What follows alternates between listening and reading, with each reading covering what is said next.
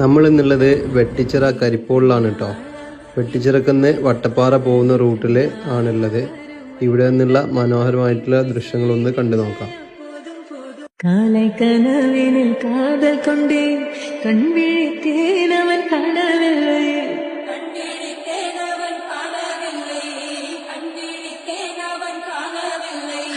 என்னோடு உன்னை ஒன்றாக்கும் வரை என்ன செய்தும் வழி தீரவில்லை.